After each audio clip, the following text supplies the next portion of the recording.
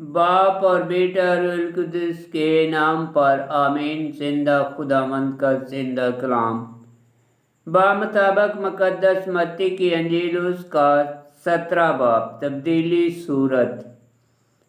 और 6 दिन के बाद यीशु पतरस और याकूब और उसके भाई यूहन्ना को साथ लेकर उन्हें एक ऊंचे पहाड़ पर अलग ले गया और उनके सामने उसकी सूरत बदल गई और उसका चेहरा सूरज की मानद चमका और उसकी पोशाक नूर की मानद सफ़ेद हो गई।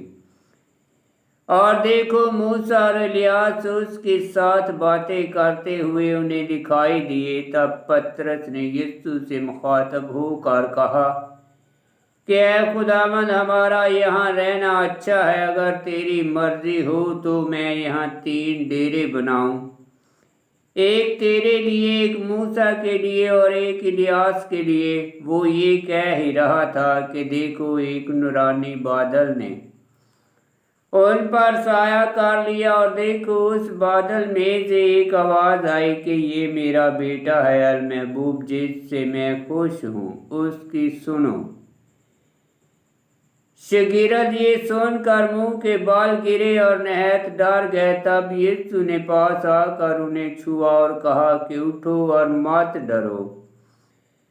जब उन्होंने अपनी आंखें उठाई तो यीशु के सिवा और किसी को ना देखा। जब वो पहाड़ से उतर रहे थे तो यीशु ने उन्हें हुक्म दिया और कहा कि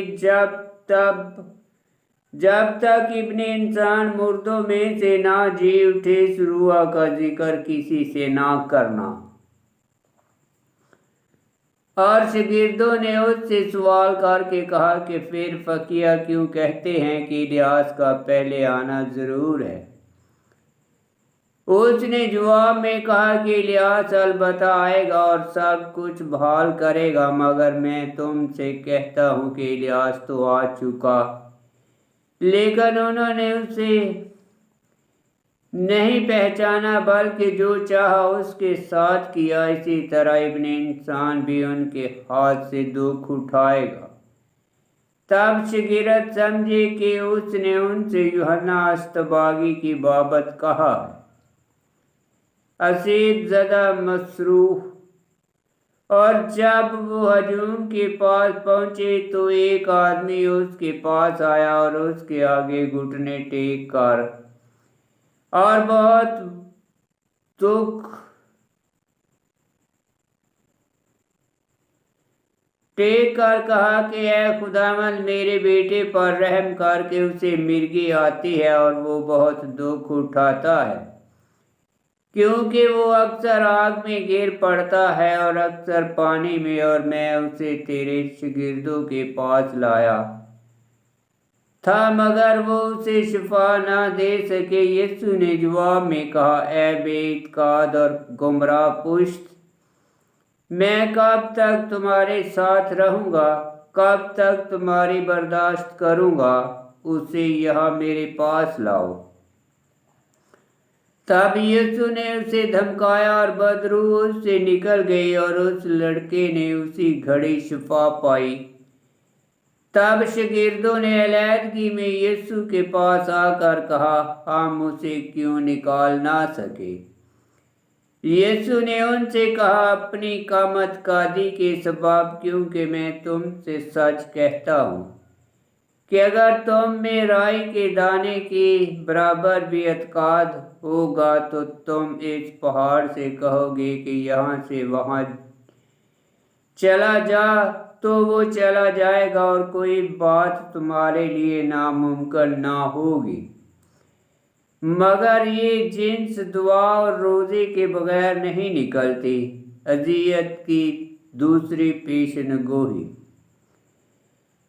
और जब वो जलील में ठहरे हुए थे, यीशु ने उनसे कहा, ज़रूर है कि इब्ने इंसान आदमियों के हाथ में हवाला किया जाए और वो उसे कत्ल करेंगे और वो तीसरे दिन जी उठेगा। इस पर वो नहायत गमगीन हुए।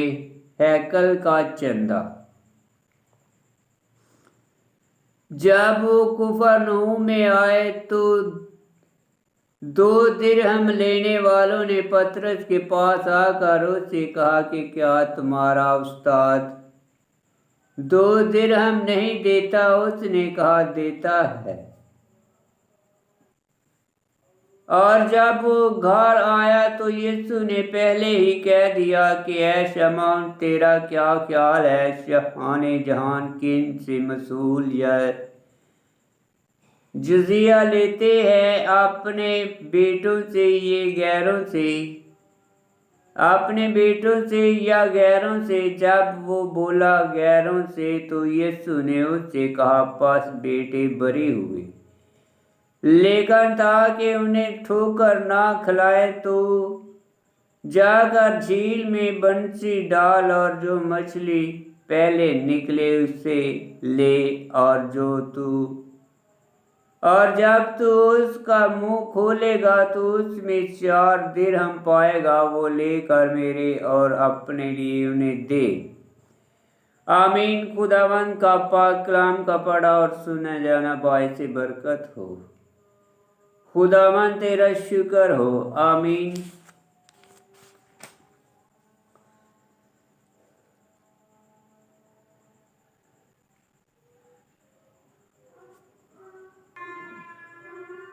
बामुताबक मुकद्दस मत्ती की अंजील उसका 16 बाब की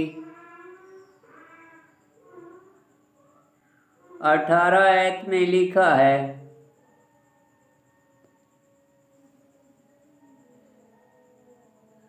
और मैं तुझसे कहता हूँ कि तू किफा है और मैं इस किफा पर अपनी कलीसिया बनाऊंगा और आलम असफल के दरवाजे इस पर गालब ना आएंगे। 16 बाब की 18। किफा एक अरामी लफ्ज़ है बामानी चट्टान, यूनानी में पतरस यानी यीशु पतरस से कहता है, तू चट्टान है और तुझ चट्टान पर मैं अपनी कलीसिया यानी कलीसिया बनाऊं, लेकिन एक इमारत जिसका बानी खुदावंद यीशु मसीह है, पतरस उसकी बुनियाद है। और खुदावंद यीशु मसीह ने अपनी कलीसिया को इस पर ऐसा मजबूत बनाया कि ना शैतान और ना तमाम दुनिया उसे बर्बाद कर सके। इससे साफ जाहिर है कि वो कलीसिया जो पतरस पर बनाई गई और जिसमें पतरस अपने कैमे मकाम की मार्फत सरदारी करता रहता है, बुत परस्ती और बदियत में कभी नहीं गिर सकेगी। आमीन। और 16 बाब की 23 आयत में लिखा है, ऐ शैतान, मेरे सामने से दूर हो तो मेरे लिए ठोकर का बायस है, क्योंकि तू खुदा की बातों का नहीं बल्कि आदमियों की बातों का ख्याल रखता है।